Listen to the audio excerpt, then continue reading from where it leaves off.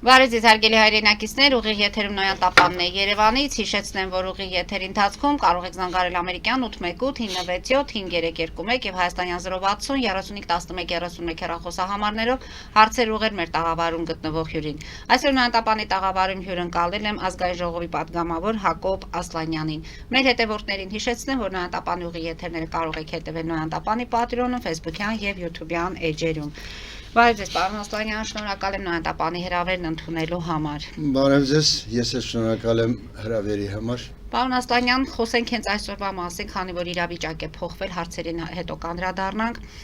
Այսօր Փաշինյանի հետ հանդիպած եպիսկոպոսները կաթողիկոսին հանգստի կոչելու պահանջով հավաքվելու են Մայր Աթոռ Սուրբ Էջմիածնում։ Հավաքի ժամը նշանակված է 17:00 եւ արդեն հասկանում ենք ինչ է կատարվելու, ամեն դեպքում կլինեն երկու կողմից մարդիկ, որ կգնան, ոմանք կգնան պաշտպանելու Մայր Աթոռը, այսպես ասած կաթողիկոսին, ոմանք էլ Նիկոլ Փաշինյանի կարգախոսներին տեր կանգնելու համար կլինեն այնտեղ։ Ասեմ, որ առավոտյան արդեն ներքին գործերի նախարարությունը հաղորդում տարածեց եւ կոչ արեց լինել զգոնջ, սադրանքներին չտրվել, եթե լինեն նման դեպքեր, այսինքն լինի խառնաշփոթ կամ ինչ, օրենքի ուժն է գործելու։ Այս հայտարարությունը երեք որ տարածվեց, դրանից հետո եղան նաև արձագանքներ, օրինակ մեր ձևով Նարեկ Կարապետյանը համարում է, որ դա այսօր եթե իրականացվի ամոթի օր է լինելու եւ հենց վարչապետին է առաջինը դիմում, որ այս ամենը չանի, որովհետեւ դրանով մենք ուրախացնելու ենք մեր թշնամուն։ Հիմա ուրախացնելու ենք թշնամուն, թե սա տանելու է մեզ նորից ներքին պառակտման եւ ինչու հենց հոգեվորականները որոշեցին այսօր դիմել այդ քայլին, եթե հաշվի առնենք եւ հիշենք, որ Գյումրիում Ալեն Սեմյոնյանը հայտարարեց, որ հաջորդ պատարագը լինելու է Մայր Աթոռում։ Ինչի մասին է այս ամենը, ինչու նորից եկեղեցին, ինչու ենք նորից թմկահարում այս հարցը եւ չեն կարողանում նստել երկխոսության։ Ընդ որում վտանգներ տեսնում եք այսօրվա այդ հավաքի հետ կապված։ Վտանգներ, գիտեք, վտանգներ միշտ կան, բայց ցավալին ուրիշ բան է, ցավալին այն է, որ Նիկոլ Փաշինյանը շարունակում է տանել այն իր հստակ գիծը, որպեսզի եկեղեցին պառակտվի, ինչպես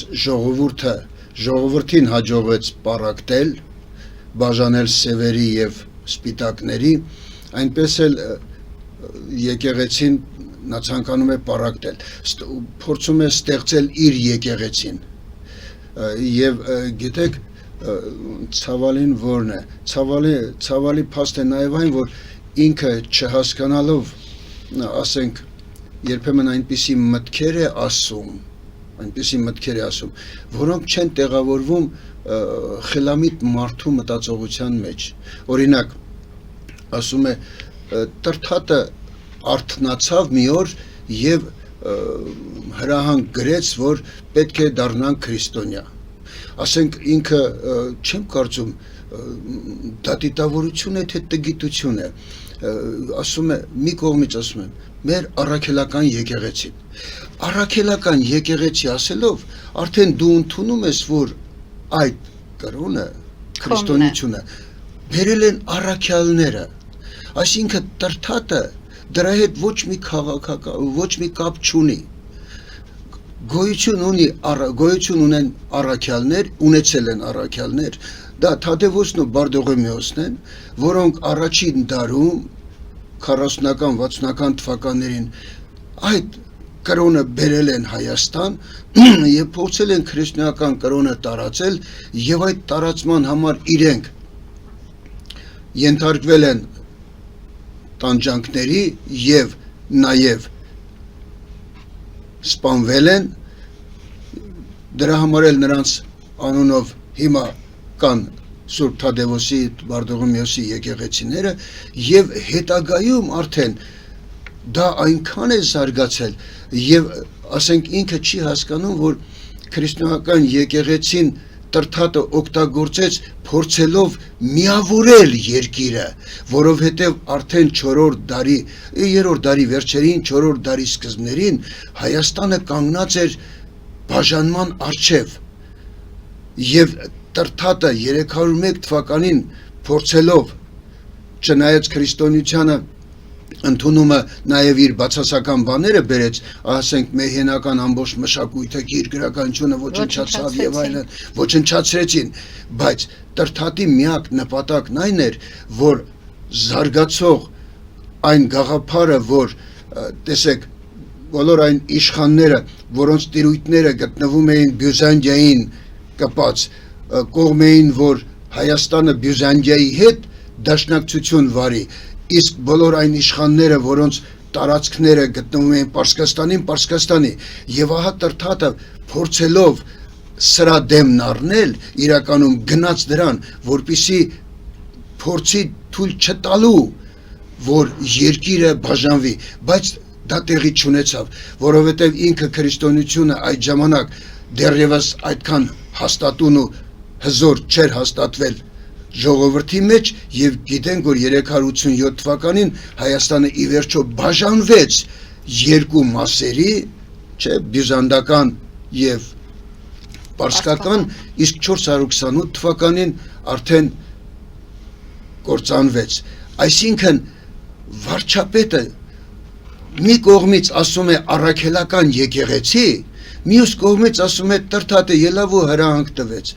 Այ ինքեր դու կողմնորոշվի, եթե դու չգիտես պատմությունը, քրիստոնեական կրոնի պատմությունը, մի խոսիր դրա մասին, ինչից որ գլուխ չես հանում, մի խոսի, ինչ կարիք կա, որ դու խոսես քրիստոնեությունից, ինչ կարիք կա, որ դու խոսես քաղաքականությունից, որից նույնպես գլուխ չես հանում։ Հիմա եթե այդպես լինի, հաստատորեն ոչ մի ոլորտից էլ չպետք է խոսի։ Այո, եթե գնահատական այդպես եք տալիս։ Այո, դա ճշմարիտ է, գիտեք ինչու, մեզ, երբ որ մեզ վռնդում էին, դրանից անմիջապես իմ ելույթներից մեկում պարոն Աղազարյանը եւ ես մենք հենց առաջին սկզբից ինչ ենք ասել, նախ մենք չենք հեռացել հեղափոխական սկզբունքներից, որ այն պաթետիկ վիճակի վրա նայեկավ իշխանության, եւ երկրորդ, ինչու ենք մենք ուզում, որ Նիկոլ Փաշինյանը հեռանա, որովհետեւ նա սպառել է իրեն, մարդ, որը երբեմն անկեղծանում է եւ ասում է մենք 7 տարի մնացել ենք նույն դասարանում, ընկեր, եթե դու 7 տարի մնացել ես նույն դասարանում, ուրեմն դու արդեն պետք չես քաղաքականության մեջ։ Դուք մեղավոր չեք, որ ինքը մնացել է Ես այո իմ մեղքն ունեմ, բայց նախորդ հաղորդման ժամանակ ես ասի, գիտեք ինչ կա, հեղափոխությունը սկսվեց պաթետիկ վիճակով։ Այդ ժամանակ իրեն մոտ եք, որ դա եղավ։ Հիմա իրանից հեռու եք, էլի ոչինչ չի ստացվում, պարոն Աստղյան։ Կներեք, հիմա ես գիտեմ, չէ, ես ուրիշ բան եի ուզում ասել։ Տեսեք, այո 17-18 թվականին պաթոսի հիման վրա ես եկա, բայց մի կարևոր բան կար ինձ համար, ես դրանից առաջ էլ իրեն նկատմամբ այդպիսի մեծ հավատք չունեի, բայց 18 թվականին, երբ որ երևի նաև իմ այն մոտեցումներ, որ պետք էր Սերժին անպայման հեռացնել եւ ասվեց, որ քայլ արա մերժիր Սերժին, ես միացա դրան, բայց պետք էր խորանալ դրա մեջ, օրինակի համար ես արդեն մեկ անգամ ասել եմ, որ եթե այն ժամանակ ասվեր, քայլ արա մերժիր Սերժին, նստընտրիր Նիկոլին, ես ամենայն հավանականությամբ չէի միանա դրան, որովհետև ես կողմ չէի, որ նա գար իշխանության, եւ ինչպես եղավ, երբ արդեն 200-300 հազար մարդ էր հավաքվել հրապարակում, հանկարծ ինչ որ մեկը գոռաց Նիկոլ վարչապետ, հենց այդպես տարածվեց, մինչ այդ թաքցրել էին, որ Նիկոլը պետք է վարչապետ դառնա, ասենք ես էլ ինչքան էլ որ ասենք կյանք տեսած մարդ, անցած մարդ, որոշակի հետագից ունեցող մարդ մտածեի, որ խելացի են, բայց ես էլ եմ ենթակա սխալմունքի, ես էլ գուցե այդ րոպեին գնացի միայն ոչ թե հանունի, այլ ընդդեմ Սերժի, մտածելով, որ գուցե եւ մենք կարողանանք, քանի որ հեղափոխություն ենք անում, մենք կարողանանք այնպիսի մարդու բերել իշխանության, որը գլուխ կհանի քաղաքականությունից, որը կիմանա պատմությունը, որը կհասկանա իրավունքից, հասկանում եք, որը կհասկանա տնտեսությունից, օրինակի համար Իսկ մտածել եք, որը կհասկանա կրոնից եւ եկեղեցու բահասացի պետությունից պետություն կրոն գիտեք ինչքան օրինակ տեսեք մոռանալ եկեղեցու ոչ թե եկեղեցականների մոռանալ եկեղեցու այն մեծ դերը ազգահավաք այն մեծ դերը որը դարեր շարունակ եկեղեցին կատարել է երբ մենք չենք ունեցել պետականություն դա երախտամոռություն է եկեղեցու մեկը նաև եկեղեցու շնորհիվ է որ մենք չենք ոչնչացել պատմության քարոզիներում Պարոն Ասլանյան, տեսեք, սա մեր տարեվերջյան փաստորեն հաղորդումն է, մենք կհանդիպենք արդեն հաջորդ տարի, ոմանք փորձում են արդեն վերլուծել, հաշվետու լինել, ինչ եղավ այս տարվա ընթացքում, հաջողություն, թե ինչ կիսատ գործեր մնացին։ Դուք ձեզ համար հետևություն արեցիք, որտեղ դա այս տարվա թեմաներից մեկն էր, ով ի վերջո բերեց Նիկոլ Փաշինյանին։ Եվ ով է հեռացնելու։ Ով բերեց։ Այո, ով բերեց։ Նիկոլ Փաշինյանին բերեցին Ռոբերտ Քոչարյանն ու Սերժ Սարգսյանը ոչ թե բերեցին իրենց այդ ցանկությամբ այլ նրանք բերեցին իրենց 20-ամյա ամեն մեկը 10-10-ով 20-ամյա իշխանության ժամանակ երկրում ժողովրդի մոտ այնպիսի հակակրանք առաջացնելով իրանց նկատմամբ որ ժողովուրդը այն աստիճանի էր հիասթափված կարող եմ ասել զզված որ նրա աչքին չէր երևում թե ով է գալու ահա եւ գալու իրական պատճառը եւ համարում եք որ այդպես հնարավորությունը եւ այո աչքին չէր երևում թե ով է գալու եւ դրանից լավ օգտվեց Նիկոլ Փաշինյանը իսկ ով է հեռացնելու ժողովուրդը որը այս 8 տարվա մեջ պետք հասկացել է Եվ դրա վառապացույցները կան, օրինակ մեկը, չէ, Օգոստոսյան այդ պաթետիկ վիճակի ստեղծումը, ցանկությունը, որ ստեղծվի պաթետիկ վիճակ, ես ասել եմ արդեն, նորից կասեմ, եթե Օգոստոսյան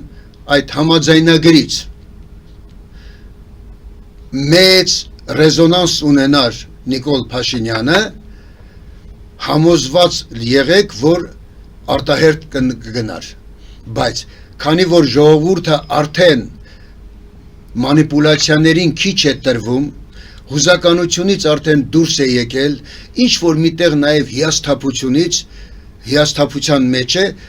չգնաց դրան, եւ նաև դեր խաղացին այն բոլոր մարդիկ, ովքեր արագորեն սկսեցին բացատրել ժողովրդին, որ սա խաղաղություն չէ, Ես մի պատմությունից օրինակ եմ ուզում բերել Օրինակ 14-15-րդ դարերի ընթացքում չէ 1337-ից մինչև 1456 թվականը 116 տարի Անգլիայի Ֆրանսիայի միջև 100-ամյա պատերազմ է եղել Բայց 100 տարի հո չեն պատերազմել Այնտեղ եղել է որ 20-30 տարով կռիվ չի եղել նրանց միջև Ուղղակի զինադադար է եղել Հիմա Նիկոլ Փաշինյանը Ամերիկայում Վաշինգտոնում ստորագրում է հրադադարը երկարացնելու մի գաղափար մի որևէ բան եւ դա ներկայացնում է որպես խաղաղության փաստաթուղթ դա խաղաղության փաստաթուղթ չի որովհետեւ խաղաղության փաստաթուղթը պետք է ստորագրված լինի երկու կողմերի կողմից իրավական տեսակետից դրված լինի սեղանին եւ այնտեղ նշված լինի թե որ կողմը ինչ առաջարկ է արել եւ որ կողմը ինչ է ընդունել փաստաթուղթ չկա օդի մեջ ասել խաղաղություն ենք բերել դա ժողովրդին չես խափի Դե կլինի եթե մենք նրանց բոլոր պայմանները կատարած ենք Բայց խաղաղություն կնքել նշանակում է երկու կողմերի եթե մենք պետք է ամբողջը Ալիևի ասած կողմերինը ընդունենք դա խաղաղություն չէ դա կապիտուլյացիա է որովհետև դիվանագիտության մեջ կա խաղաղության պայմանագիր եւ կապիտուլյացիայի պայմանագիր կապիտուլյացիան չբացատրեմ ինչպես է կապիտուլյացիայի դեպքում մի կողմը ոչ մի առաջարկ չունի Ինչ առաջարկել որ անում է չի ընդունվում ինչպես այստեղ իսկ խաղաղության պայմանագրի դեպքում պետք է լինի կետեր երկուսի համաձայնությամբ, այսօր սեղանին չկա այդ թուղթը, որտեղ գրված լինի, որ երկու կողմերը պարտավորվում են, երկու կողմերը գնում են այս քայլին, երկու կողմերը ընդունում են այս քայլը, այսինքն, տեսեք, բացարձակապես եւ խաբել ժողովրդին, որ սա, տեսեք, 18 ամիս է մի հատ գրակոտ չկա, ես քիչ առաջ օրինակ բերի, 100-ամյա պատերազմի ժամանակ Անգլիայի եւ Ֆրանսիայի միջև 20-30 տարի կռիվ չէր լինում, բայց պատերազմը ավարտվեց միայն 1456 թվականին, երբ որ հաշտության պայմանագիր կնքեցին, իսկապես խաղաղություն բերեցին երկու կողմերին։ Այսինքն ոչ խաղաղություն ունենք, ոչ զարգացման ակնկալիքներ ունենք, բայց այսօր ունենք եկեղեցու խնդիր եւ հենց այսօր։ Ինչ եք կանխատեսում, գիտեք, այդ խաղաղության վերաբերյալ մի բան էլ ասեմ, օրինակ Ուինստոն Չերչիլը, ես շատ մեծ եմ գնահատում, միշտ ընդունում եմ նրա ասում, Ուինստոն Չերչիլն ասում է, երբ քեզ առաջարկում են խաղաղություն թե խայտառակություն, եթե դու ընդունում ես խայտառակությունը, ստանում ես նաև պատերազմը։ Հասկանալի է։ Մենք զանգ ունենք, լսենք մեր հեռուստադիտողին, որից հետո ես իմ հարցը կկրկնեմ։ Լսում ենք ձեզ, դուք եթերում եք։ Զանգերը շատ են, այսօր փորձենք հեռուստադիտողի հետ շփվել։ Լսում ենք ձեզ, դուք եթերում եք։ Լսում ենք ձեզ։ Հեռավոր Գլենդելից են մեզ զանգահարում, կապի խնդիր կա։ Հիմա այսօր եկեղեցու հետ կապված, ընդ որում եպիսկոպոսները հայտարարում են, որ սա արդեն կաթողիկոսին հեռացնելը դարձել է անհետաձգելի անհրաժեշտություն։ Որն է պատճառը, պարոն Ասլանյան։ Եվ ինչ է կանխատեսում, ինչ է լինելու, բախումներ հնարավոր է որ լինեն։ Ինքներդ անհանգիստ եք այսօրվա համար, թե պարզապես սա հերթական շոու է լինելու։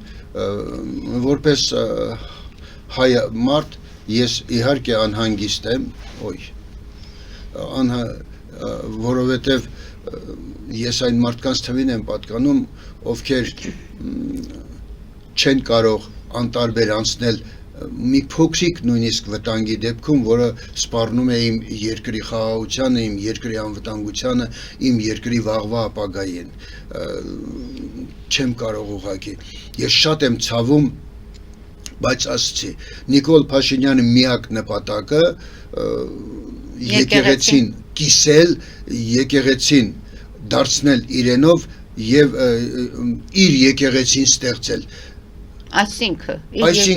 եկեղեցի, որը կենթարկվի իրեն։ Ասում են ենթարկվող կաթողիկոս պետք չէ։ Ինքն է ասում, ինքը մոռացել է վերջի նախադասության այդ նախադասության վերջի բառերն ասել։ Մեզ պետք է մի բառ ավելացնել այնտեղ։ Ինձ ուրիշին ենթարկվող կաթողիկոս պետք չէ, ինձ պետք է ինձ ենթարկվող կաթողիկոս։ Իսկ ինչ եք ակնկալում, ինչ է լինելու։ Ասում եք անհանգիստ ենք։ Այստեղից հնարավոր է ինչ-որ կոչեր անել, որպեսզի ժողովուրդը զգոն լինի։ Երկու տարբեր ճամբարներ ամեն դեպքում այնտեղ։ Ես իմ մոտեցումն ասեմ, ես գտնում եմ, որ ժողովրդի հսկայական քանակություն չի ընդունելու այն կաթողիկոսին, նախ գիտեք, այն կաթողիկոսին, որին կբերի Նիկոլ Փաշինյանը։ Ժողովուրդը կբոյկոտի այդ կաթողիկոսին։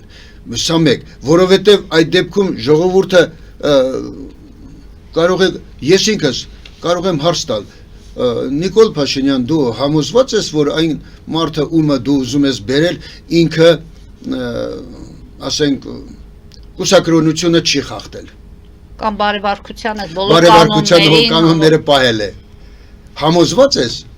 կներեք, ես դա մեղադրականով չեմ ասում, զուտ մարդկային տեսակետից,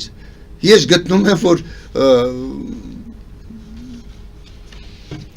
չի լինելու, չկա նման մեկը։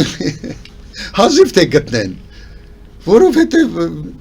որովհետև հազիվ թե գտնեն։ Պարոն Ասլանյան, համեն դեպքում այսօր կհետևենք իրադարձություններին, բոլորս էլ անհանգիստ ենք ինչ-որտեղ, որովհետև սադրանքներ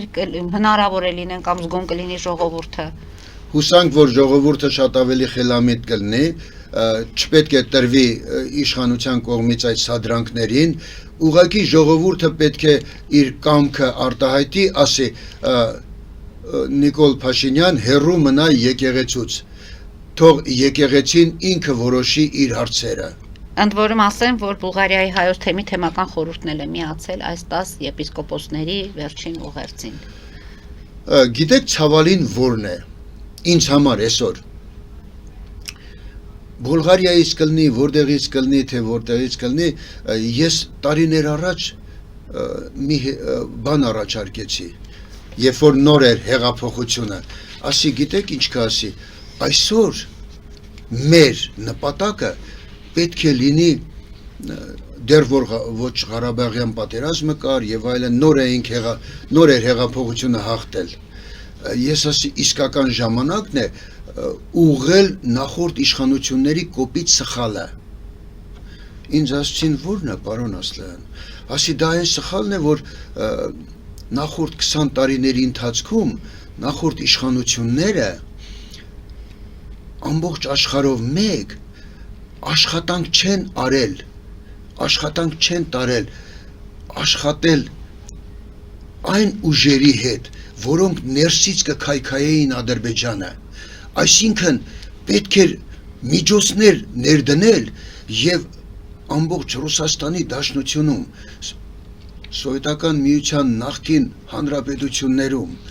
ամբողջ աշխարհում գտնել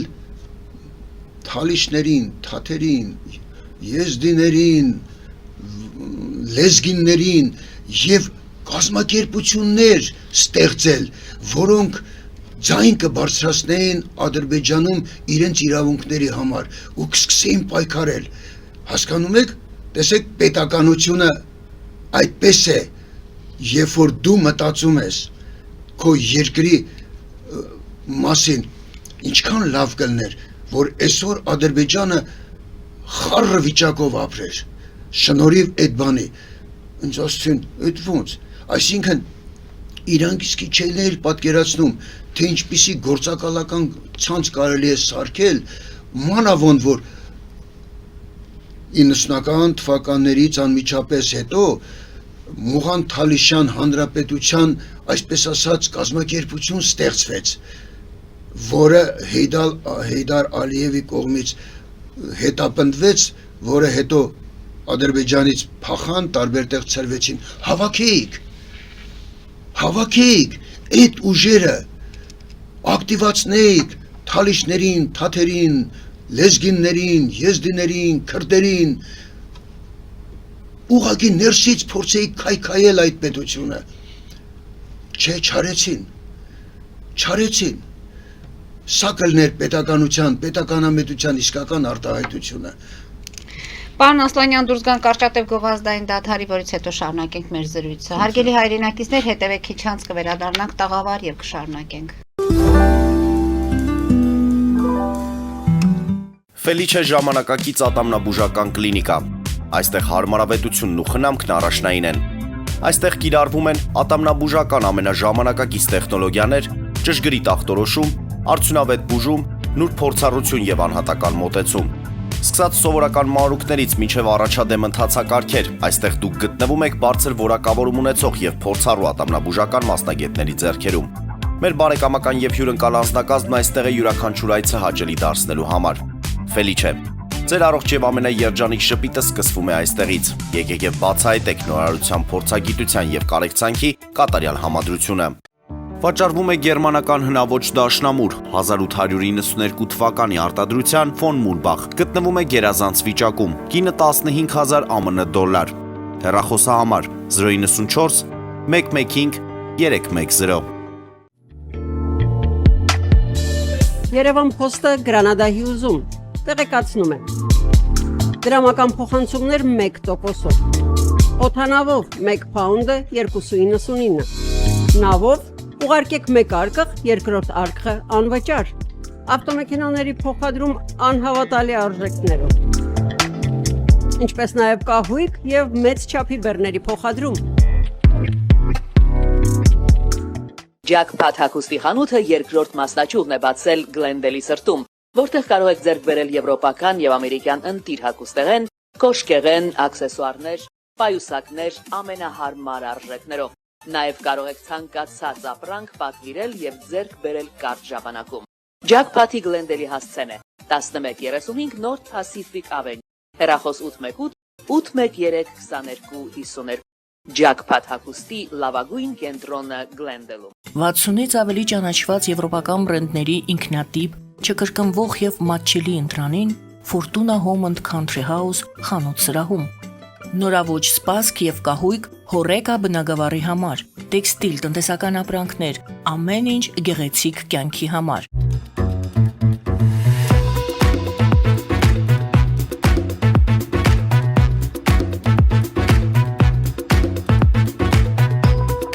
Արարատ ռեստորան, ընտանեկան եւ ընկերական ժամանցի լավագույն հասցե, սիրված արտիստներ, հյուրընկալ մթնոլորտ, հարուստ ճաշացան, անմահական խորտիկներ, Արարատ ռեստորան, հասցեն անփոփոխ, սիրով սպասում ենք ձեզ։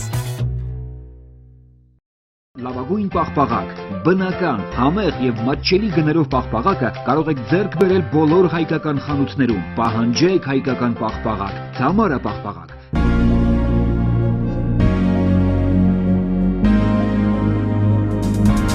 Տպագրեք ձեր գիրքը Նոյան տապան տպագրատանը, ինչպես նաև թերթեր, ամսագրեր, բուկլետներ եւ այլն։ Հասցեն քաղաք Երևան, Իսահակյան 28 առաջին հարկ։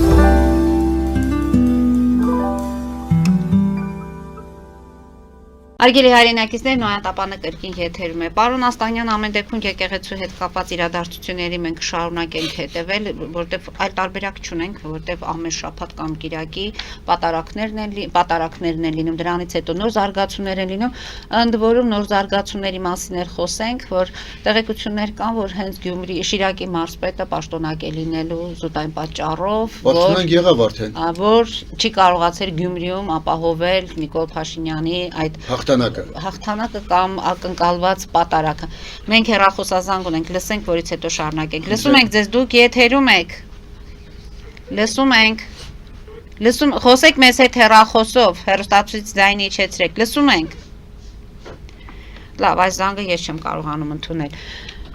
Պաշտոնակ է արվում մարդը, այսինքն նրա ամբողջ մեկ տարվա աշխատանքի այս չափանիշը արված եւ չարվածի ընդամենը մեկ օրվա դրվագով պետք է լիներ։ Դուք այն մարդն եք, ում հետ կարող ենք քննարկել այս հարցը, որտեվ փաստորեն ձեր մեկ հայտարարությունը Factor TV-ում դարձավ նաեւ ձեր իրենց հետ աշխատելու, այս անգամ կարծես թե հակառակը ստացվեց, ոչ թե դուք SMS ստացաք, այլ դուք ինքներդ այդ ուղերձը հեռուստաեթերից տվեցիք։ Ինչի մասին է խոսում, որում Շիրակի մարզպետ 6-րդ մարզպետն է եղել քաղաքացիական պայմանագրի այս 7 տարիների ընթացքում։ Սա ինչի մասին է խոսում։ Ընդամենը մեկ բան է։ Նիկոլ Փաշինյանը բոլոր տեղերում ուզում է տեսնել այն մարդկանց, ովքեր հլու հնազանդ կկատարեն իր հրամաններն ու իր ցանկությունները։ Բոլոր այն մարդիկ, ովքեր չեն ցանկանա կամ չեն կարողանա կատարել նրա ցանկությունները կհեռացվեն ճանապարհից։ Սարսափելի է սա, որովհետև գիտեք, զուտ պատմականորեն, որպես պատմության մասնագետ եմ ասում, պատմականորեն ապացուցված բան է, որ եթե իշխանությունը գտնվում է մեկ մարդու ձեռքին, կամ մեկ խմբի ձեռքին, կամ մեկ կուսակցության ձեռքին, այդ իշխանությունը այլասերվում է եւ սկզբում գնում է ավտորիտարիզմի, իսկ հետո հաստատվում է տոտալիտարիզմ։ Այնպես որ շարունակական է լինելու ձեզ։ Անպայման։ Իսկ որը պետք է լինի։ Պարոն Աղազարյանին եւ ինձ վռնդելով ԿՊ-ից ես ասել եմ արդեն դրա մասին։ Նիկոլ Փաշինյանը դաս տվեց ամբողջ ԿՊ-ին, որ տեսեք, Աստված չանի, որ դուք հանկարծ հակառակվեք, կընկնեք այս երկու անձնավորությունների վիճակը, տեղում չեք մնա, բայց հիմա ինքը ավելի է խորացել։ Խորացել է այնքան, որ նույնիսկ եթե ենթարկվում են, բայց չեն անում այնպես, ինչպես ինքն է մտածում, ասենք ինքը չի կարողանում հասկանալ,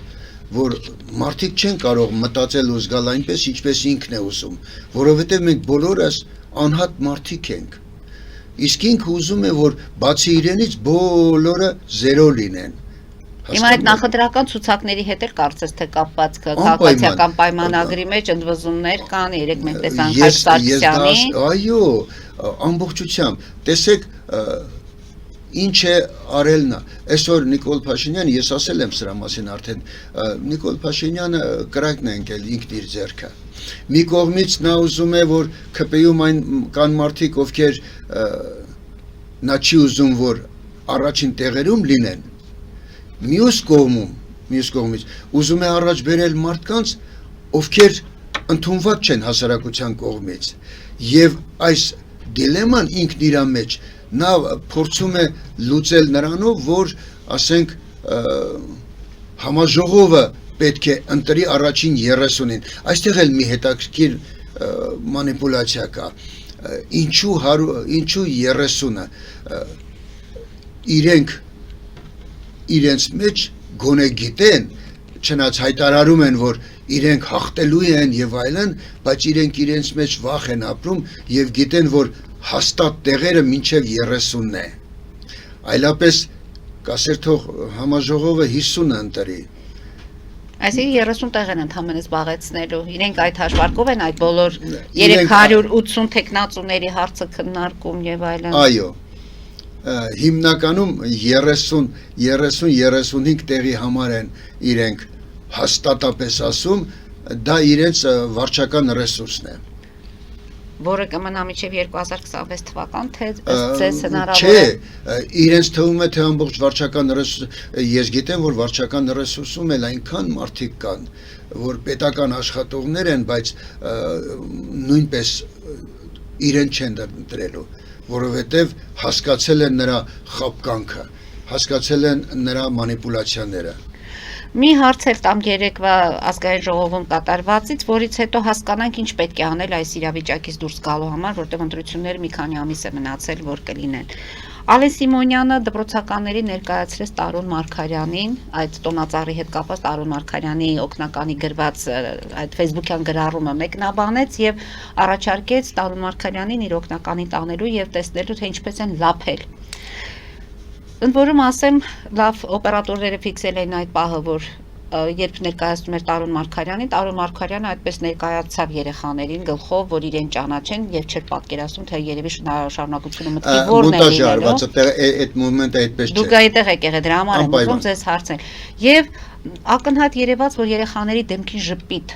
հայտնվեց։ Սա ինչի մասն է, որպես մանկավարժ, այդտեղ արժեր այդ մեկնաբանությունը, այդ տոնայնությամբ եւ հիշեցնել այն նոր կանոնագիրքը, որտեղ արդեն իրենք պետք է իրենց վարքագծի, խոսքի հետ կապված մոտավորապես շատ պետք է զգուշավոր լինեն, թեև վերջում ասեցին, դա էլ հնարավոր է հաշվի չառնվի։ Ուրեմն ասեմ, կարծեմ տեղյակ եք, պարոն Ղազարյանի հետ մենք ցուցակ ենք միշտ կազմում ըստ նիկոլիզմի։ Այսինքն այդ ելույթը եւս մի փորձ էր Նիկոլից ավելի Նիկոլ երևալու համար։ Սա մեկ։ Երկրորդ ես գտնում եմ, որ դա այդտեղ բոլորովին տեղին չէր, եւ երրորդ ասեմ մի բան, ես արդեն բազմաթիվ անգամ եմ ասել, եթե ՔՊ-ի խոսույթից այդ բեսեդկային խոսակցությունները դուք թալանել եք, դուք եք արել, դուք են դուրս հանենք, ապա գրեթե խոսույթ չի մնա իսկական աշխատանքի վերաբերյալ։ Այսինքն, այնտեղ հավաքվել ես, որ դու խոսես օրենքներից։ Դու դուրս ես գալիս եւ ասում ես դա։ Նախ, ամենասկզբում այստեղ ասվեց, որ մեզ հյուր են այս աշակերտները։ Բնական է աշակերտները բոլորին էլ դիմավորեցին, ծափարեցին, մենք ինքներս էլ ձեռքով արեցիք եւ այդ ժամանակ Տարոն Մարգարյանը նույնպես ձեռքով արեց։ Նրա խոսքի ժամանակ այդպես չի եղել, որ նայել են Տարոնին, ես ըստ երևույթին այդտեղ սիրուն գեղեցիկ այնպես մոնտաժ է արվել, որ դա իբր թե հենց այդ րոպեին են նայել ու այդ րոպեին Այդ են րոպեին է ժպտացել։ նայում Տարոն Մարգարյանը մի խոսքով։ Եթե ուշադիր նայեք, ես չեմ գա, այդպես չի։ Հետո ես կարծում եմ, որ Դուք որ դահլիճում նստած եք լինում, այդ պահին ինչ եք զգում, պարոն Ասլանյան։ ինչ եմ զգում, Ինչ եք զգում։ վատ եմ զգում ինձ։ Ես ինձ վատ եմ զգում, որ Իսկ ձեր մեջ կա այդ ուժը, որ կանգնեք ասեք, այս ինչ եք անում, հենց այդտեղից կասեք, թե նորից կսաստեն, նորից ձեզ կլռեցնեն։ Պետք է հասկանալ, չէ՞ ինչպես մենք ինչքան կարող ենք լռել։ ուրեմն Սա լռություն չէ, թե ինչ կներեք, է։ վերջերս այսպիսի մի խոսք եղավ, ինձ հարց տվեցին, թե օրենսդրական ինչ նախաձեռնություններ եք բերել։ Ես թվարկեցի 4-ից 5 պարոն Աղազարյանի հետ նաև եւ այլն 4-ից 5 օրենսդրական նախաձեռնություն, որոնք ոչ մեկը չի ընդունվել։ Սա մեկ, երկրորդ, 2 թե 3 անգամ ես հարց տվեցի կառավարությանը, հարցը պատասխանի ժամանակ Նիկոլ Փաշինյանը այնտեղից Ալեն Սիմոնյանին ցույցում տվեց, թե ասա թող գրավոր տա։ Միշտ ասում են ձեզ գրավոր դիմեք։ Հա, Նրանք ասում են նաև դրանից հետո ես որոշեցի ընդհանրապես չխոսել,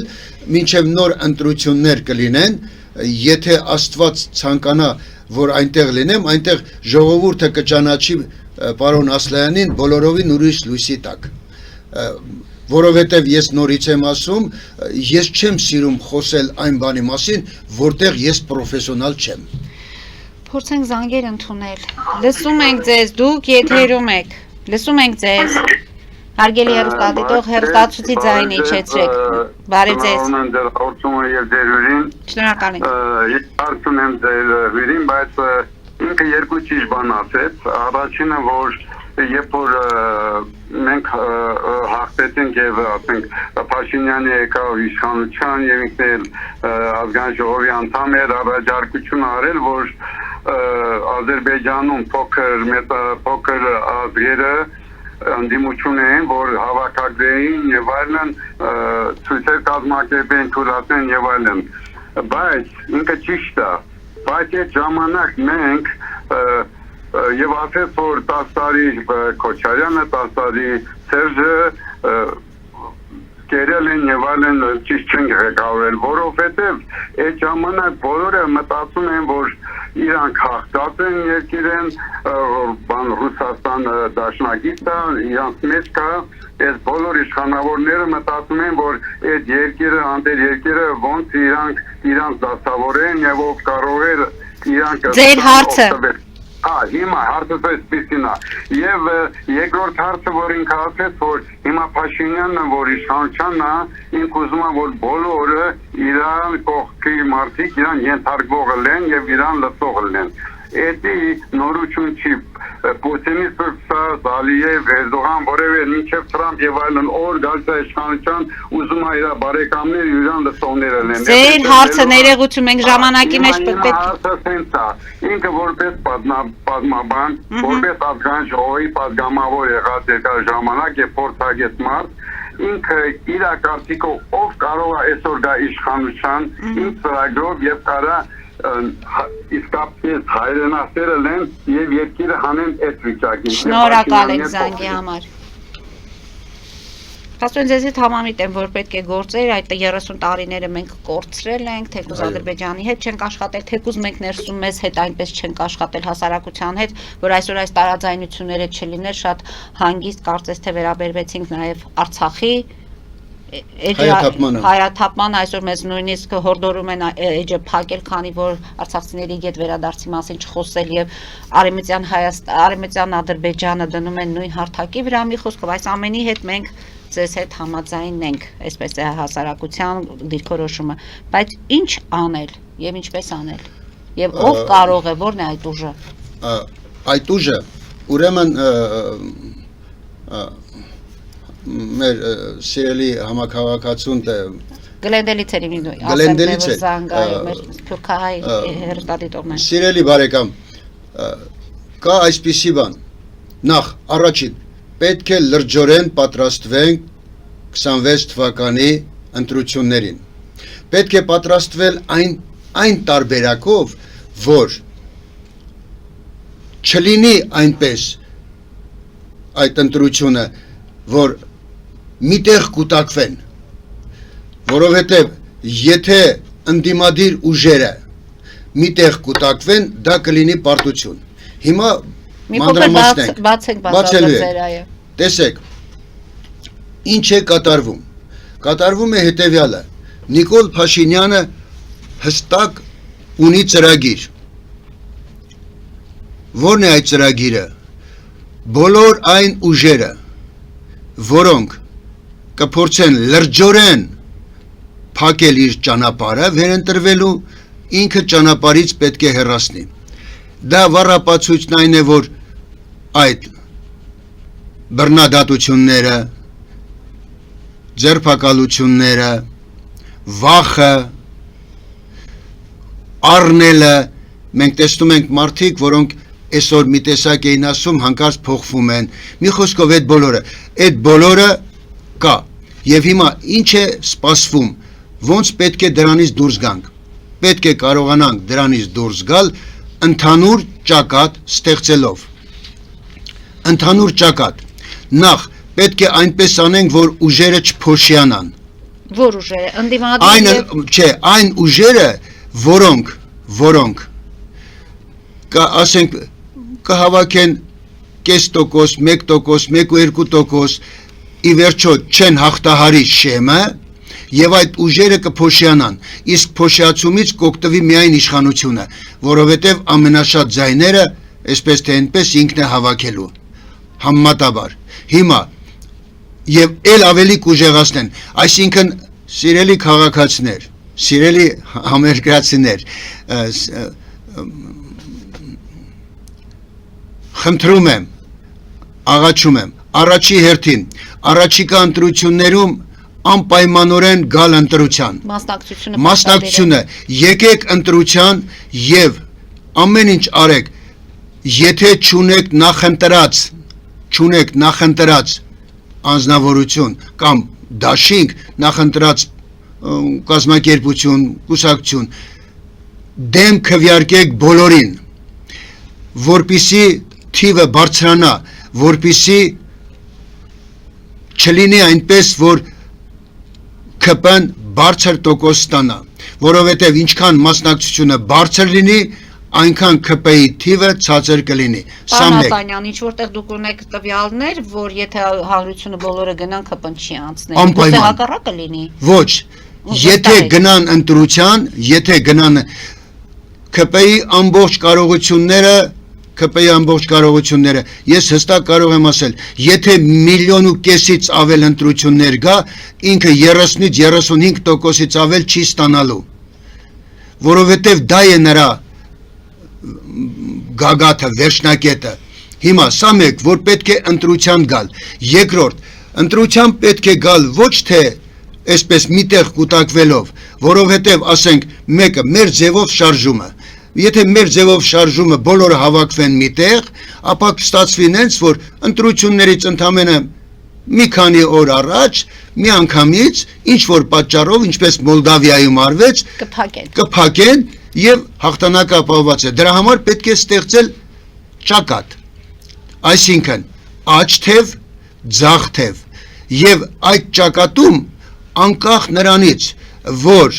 մարդիկ, ովքեր այդ ճակատում են գտնվում, կազմակերպությունները իրենց գաղափարախոսությամբ կարող են և հակառակ լինել իրան, օրինակի համար, ասենք մի թևում Ռոբերտ Քոչարյան, Սերժ Սարգսյան, նրանց արբանյակները, այդ մեկ խմբավորում, կենտրոնում ամենաուժեղը, այսպես թե այնպես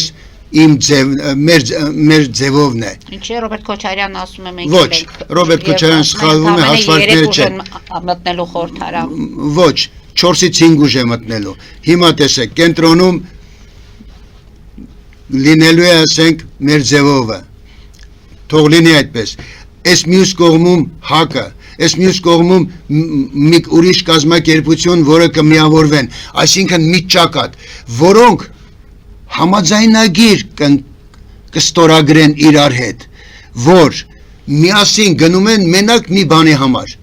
Նիկոլ Փաշինյանին հեռացնելու, Ընդդիմությունը այդպես էլ մտավ խորհրդարան ու 7 տարի չի Մի րոպե, կարողանում Նիկոլ ոչ, Փաշինյանին այն ժամանակ այդպես չեղավ, որովհետև հսկայական քանակությամբ փոշիացում տեղի ունեցավ։ Իրանք իրար մեջ էլ հաշտ չեն։ Դե ես էլ էդ եմ ասում,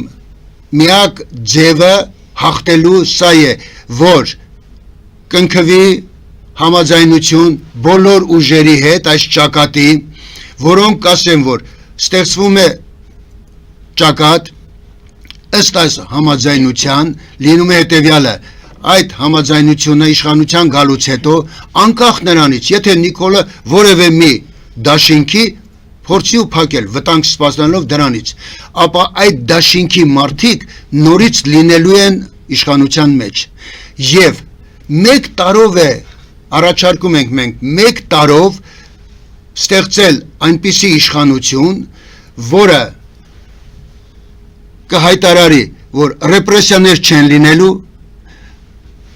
որոշակի ուժայիններ չեն գործելու, սակայն իշխանության բոլոր ներկայացուցիչները, բարձր ներկայացուցիչները, ասենք մարզպետներ, փոխնախարարներ, նախարարներ, ոչ ոք այդ մեկ տարվա մեջ երկրից հեռանալու իրավունք չպետք է ունենա։ Մինչև կպարզվի, թե ինչ-ինչոց է։ Նիկոլ Փաշինյանին կհեռացնենք իշխանությունից, դրանից հետո կճշտենք ինչը ինչոց է եւ մեկ տարի հետո, երբ որ ժողովուրդը այդ ժամանակավոր կառավարության պայմաններում կհասնի այս խունտայի հեռացմանը, կնշանակի նոր ընտրություն եւ յուրաքանչյուր խումբ թող գա իր գաղափարով։ Պարոն Ասլանյան, ես ճիշտ եմ հասկանում, փաստորեն ժողովուրդն է հեռացնելու Նիկոլ Փաշինյանին, Այո։ եւ ոչ թե կուսակցությունների այդ գաղափարները, ծրագրերն են մարդկանց միավորելու, Միայն եւ ժողովուրդը։ միակ մասնակցությունն է որոշելու Նիկոլ Փաշինյանի մնալու եւ չմնալու այդ Այո։ ճակատագիրը։ Դրա համար էլ ես ժողովրդին խնդրում եմ, ոչ մեկին էլ եկեք, ոչ ոքի մի ընտրեք։ Բայց ինչ է առաջարկելու հենց այդ ընդդիմությունը Ճակատը։ ժողովրդին ճակատը, որ Նիկոլ Փաշինյանը առաջարկում է խաղաղություն, Նիկոլ Փաշինյանը առաջարկում է սոցիալական փաթեթներ մեծ, ամեն դեպքում ճիշտ է թոշակը չի բարձրացնում, բայց հնարավորություն Այդ իշխանությունը չի հրաժարվում ոչ մի առաջարկներից։ Նա նույն քաղաքականությունը ավելի ազնիվ ձևով տանելու է։ Օրինակի համար կարելի է անմիջապես այնպես անել, որ ասենք կոռուպցիայի կանխարգելման հանձնաժողովի վերաբերյալ նոր մոտեցում ցուցաբերվի, որովհետև չի կարելի, որ իշխանությունը ինքն իրեն վերահսկի։ Կոռուպցիայի կանխարգելման հանձնաժողովը պետք է լինի ընդդիմության ձեռքին եւ միմիայն ընդդիմության ձեռքին։ Գիտեք, հենց սա է այդ 4-5 ուժերը, եթե համաձայնագիր կնքեն մեկ տարվա իշխանության համար, արդեն այդտեղ խնդիր չի լինի, հետո այդ ուժերը, որ մտնեն խորհրդարան, արդեն այդ ուժերի իրենց ղեկավարների խորհրդակցությամբ կարող են իշխանություն ստեղծել, իրար, այսպես ասած, համարժեք իշխանություն, ենթադրենք այս մի դաշինքից վարչապետն է, բայց փող վարչապետները սրանից են։ Պարոն Ասլանյան, դուք նույնիսկ վստահության այդ գործընթացը վարչապետի հետ կապված փորձեցիք իրականացնել, չստացվեց։ Այդ նույն ընդդիմության ներկայացուցիչները եւ այլն։ Նույնիսկ այս փոքրիկ քայլերը չի ստացվում համախմբվել, որովհետև հենց դրա համար էլ հույսը դրել եք ժողովրդի վրա, որքան էլ ընդհանուր որովհետև կյանքը ապացուցեց, որ այո, հիմնական գործոնը պետք է լինի ժողովուրդը, որովհետև իշխանության բայց ոչ փողոցի տարբերակը, միայն ընտրությունը, որովհետև իշխանության եկած մարդիկ երկուսն էլ եկել էին իրենց այնպիսի սկզբունքներով, որոնք հետևյալներ, մեկը ապահովում էր մյուսի գոյությունը, այսինքն ընդդիմությունը եկել էր, որպեսզի Փաշինյանին ոչնչացներ, Փաշինյանը եկել էր, որպեսզի ընդդիմությանը պահեր։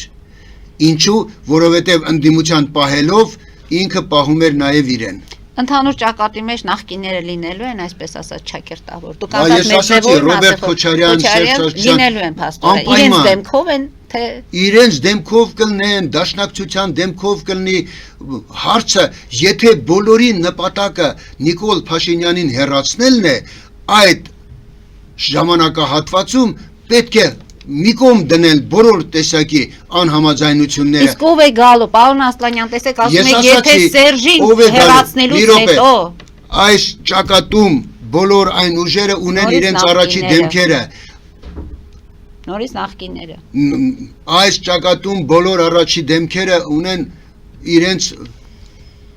մասաները, ժողովուրդը, դա այդ մեկ տարին, հասկանում եք, այդ մեկ տարին ով կլինի նշանակություն չունի, որովհետև այդ մեկ տարվա ընթացքում Նույնիսկ եթե լինի Ռոբերտ Քոչարյանը կամ Սերժ մեկ տարվա ընթացքում այնպիսի բայն համաձայնագիրը, որ ասում են, որ համաձայնագիր պետք է կնքվի, Ռոբերտ Քոչարյանը, եթե Ռոբերտ Քոչարյանը ինքը վարչապետ լինի, բայց ինքը իշխանություն չունենա բացարձակ, որովհետև նրա նախարարները, նրա եւ իրավունք չունենա հեռացնելու իշխանությունից մյուսներին, որտեղ ինքը իշխանություն ունենալու համար պետք է նորից համաձայնություն տա, որ փոխ վարչապետները այս մյուս դաշինքից կլնեն, որ արդարադատության ղեկավարները այս մյուս դաշինքից կլնեն, որ ասենք մյուս հանձնաժողովները, այս նախարարները այս մյուսից կլինեն եւ այնպիսի համապարփակ ներկայություն կլինի բոլորին եւ ժողովուրդը այդ ժամանակ կհասկանա թե ինչ է նշանակում նաեւ դեմոկրատական իշխանություն։ Եվ վերջին հարցս մեր ժամը մոտենում է արդեն ավարտին։ Դուք հանդիպել եք սրբազանների հետ, թե միայն Հովիկ Աղազարյանն է եղել։ Հովիկ Աղազարյանն է, որպես մեր կուսակցության ղեկավար հանդիպել, ես հարմար չեմ գտել, մարդիկ երկուսով գնացել են, հանդիպել են, բայց ես տեղյակ եմ եղել, մենք քննարկել ենք եւ գտնում եմ, որ այդտեղ որևէ բան չկա։ Հաշվի առնելով, որ նախկինում այդ թեկուզ Բագրատ Սրբազանի շարժմանը եւ այլը դեմ եք քննադատում եք, անկախ ամեն ինչից, գիտեք ինչ կա։ Մոտեցումը ո՞րն է եղել։ Մոտեցումը հայրենիքի շահն է։ Գիտեք, հայրենիքի շահը ամենից բարձր պետք է լինի, որովհետև եթե մենք հայրենիքի շահը նույնիսկ մեր ընտանիքի շահից բարձր չդասենք,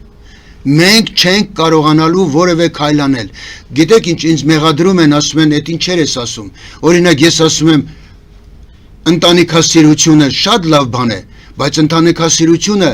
1500 տարի թույլ չի տվել, որ մենք պետություն կառուցենք։ Որովհետև մենք ընկել ենք մեր ընտանիքը պահպանելու, մեր ընտանիքը զորացնելու եւ մոռացել ենք պետության մասին հոգալուց։ Եվ պարոն Աստանյան, կա այն մարդը, ով կարող է երկիրը այս իրավիճակից հանել, անհատը թեկուզ ձեր մտքում դուք ունեք այդ տեխնոլոգիան։ Ոչ, չկա։ Անհատը չկա, բայց ես կարծում եմ, որ մենք ընդհանուր դուրս կգանք։ Ընդհանուր ճակատը լինի։ Այո, ընդհանուր ճակատով, միայն ընդհանուր ճակատով, եւ նորից եմ խնդրում ժողովրդին, գնալ ընտրություններին, որպեսզի չփոշիանա, այ քիչ առաջ մենք խոսում ենք փոշիացումից, չէ՞, անցյալ ընտրության ԿՊ-ն ստացել է 54 ձայն, բայց փոշիացման շնորհիվ ստացել է եւս 13 ձայն, ստացել է 71-ը։ Եվ այդ դեպքում նույնիսկ սահմանադրական օրենքներն էր մենակ գործում։ Հետևենք զարգացումներին, պարոն Աստանյան, հաջորդ տարի կհանդիպենք, գուցե ունենանք դրական տեղաշարժի եւ կխոսենք նաեւ արդեն ձեր։ Ես համոզված եմ, որ անպայման կլինի, ես համոզված եմ, որ մեր ժողովուրդը անպայմանորեն կկարողանա դուրս գալ այս ծանր վիճակից, իսկ դրա վիճակից դուրս գալու միակ ճանապարհը Նիկոլ Փաշինյանին իշխանությունից եւ նրա խունտային, արդեն խունտա եմ ասում ես, եւ նրա խունտային իշխանությունից հեռացնելն է։ Շնորհակալություն եմ հայտնում, պարոն Աստանյան։ Հարգելի հայրենակիցներ, այսօր այսքանով ավարտում ենք, հետևեք զարգացումներին, մնացեք խաղաղությամբ։